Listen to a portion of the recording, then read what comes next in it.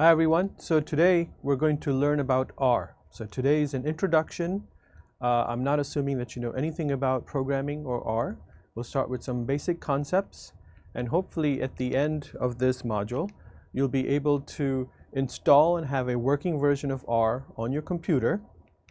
You'll also be more familiar with the environment of R, basically where all the data structure is, the function, and how to save it and how to load it every week. And also you'll be able to understand the basic structures in R, like vectors, matrices, factors, data frames, and also lists. And so hopefully at the end we'll also practice executing some of the commands that are in R function. So this module is going to have my presentations, and then there will be a coding video where I'll be sharing my laptop screen and we'll be typing in the R command so you can follow along. And at the end, before the end of this module, you'll be able to import data into the R environment, do all your processing, and then at the end export it into a form that which is more accessible and readable to you. Okay, so the first thing, what is R? So R is a statistical programming language. It's completely free. It's been designed to do a lot of mathematical calculations and also make it very easy for us to make excellent graphs that you can visualize. It is very similar to a programming language called S, which was developed some time back. That one actually you have to pay for. It's not completely free. So R is the free version, just like we have Linux as a free version of Unix and so on. So one of the strengths is really that the R function or our programming language has been optimized to give you nice publishing quality plots. So you'll see it'll be so much easier to make a really simple histogram in R opposed to trying to load the data into an Excel sheet and trying to create a histogram. And then you can kind of manipulate it and make it look nicer, add the colors and so on later on.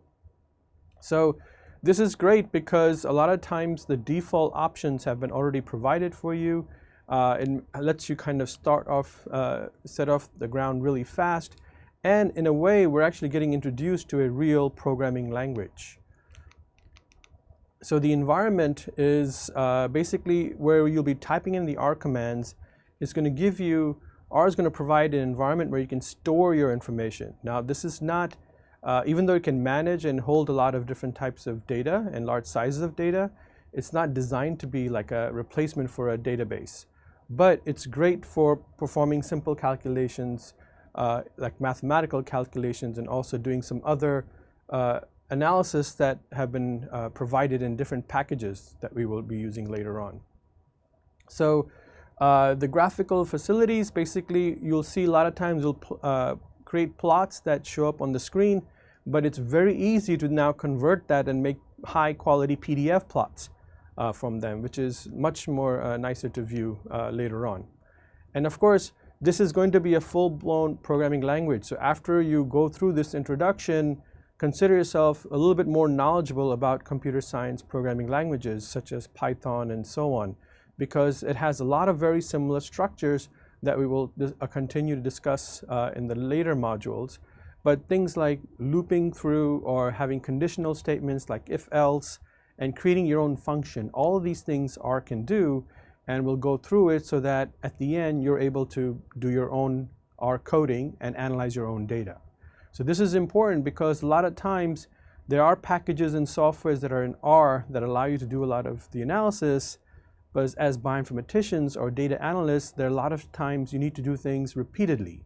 So the goal is for me to give you enough introduction to R and some basic concepts in programming language so that you can start a project from the beginning and do the entire analysis in R from beginning all the way to the end. And hopefully at the end you will have a set of functions and also a workflow that has taken you from beginning to end of analyzing a transcriptome data analysis. So the first thing we have to do is install R. So there will be a separate, more of a screens capture video that you can use. But basically the software is available in the rproject.org. That's the main website. It usually has links to different mirrors, which is basically places where you can download a version of R. They'll have Windows versions, Mac OS versions, and also Linux versions, so you can install whatever version you want. Now when we use R, there are going to be 3 different ways of using R. So once you install R, especially on Windows and Macs, you get a graphical user interface already provided to you, which is often referred to as a GUI. This is pretty convenient. It has a box where you could type in, and it has a few buttons as shown here. It has a few buttons and functionalities here. You have the console where you can actually start writing all your code, and there's even a little editor where you can start writing your commands. This is helpful, but I'll show you later on there's another version or another form of using R that's actually more helpful. So the other option is to use R in just purely on the command line. Okay, so this is like opening up the terminal if you are familiar with it on a Mac and just typing in your commands in a black box. This requires some knowledge of being familiar with the options. A lot of times you have to memorize a lot of the commands that you take for granted, but the advantage of this is that it will use less computer resources, right? So you can imagine your computer doesn't need to commit a lot of RAM and processing power or even disk space to manage a Windows system. It's just simply typing in the R commands because it's all living in this black box. So it looks a little bit intimidating to some, but hopefully as you get more comfortable and accustomed to typing R commands, when you're on the high performance computing system, for example, you can or you will be able to run your R commands there. Finally, the one that I want to focus more on and we'll be using for the most of the course is called RStudio. So the RStudio is a very powerful what we call as IDE, where you can develop code in it. It is much better compared to the R GUI. And one thing, however, is that R GUI came already with R, but in this case, RStudio does not couple R with it. You would have to install R first and then install RStudio. So they're 2 separate installation processes. What does it look like once you install it? There's this nice big application, which will be more something that you'll be more comfortable with or familiar with, like a Word document or a PowerPoint and so on. And it's broken into 4 different quadrants. So one of them is the script editor. This is where you can type in all your command. It's just like a text file, really, to start typing in all the commands that work so you can run them and save them. Another one is where all your workspace and history is. So every command you type is actually recorded as a history of all previous commands. There's also the workspace where whenever you create an object or whenever you write a new function, it gets stored in the workspace. So we'll talk more about this in a bit, but that's where you'll be able to capture all your data and you can save it or load it and so on.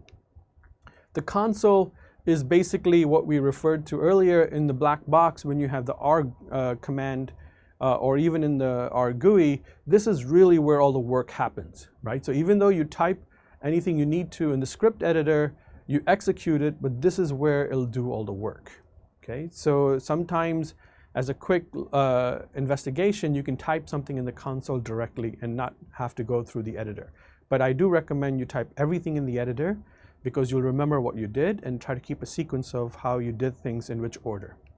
And finally, this becomes really, really helpful, but this is a nice interface to several of the other features. For example, looking at all the files that are in your working directory. So this is the directory where you're working as far as all your R commands and inputs and outputs. We'll talk more about this in a bit. But we also have information such as where are the plots. So when every time you run a command to create a plot, it will be shown here and actually saved here. We'll see that also. And this also has some helpful links to all the packages that you are using and also the help section to get more help documentation on some of the commands here.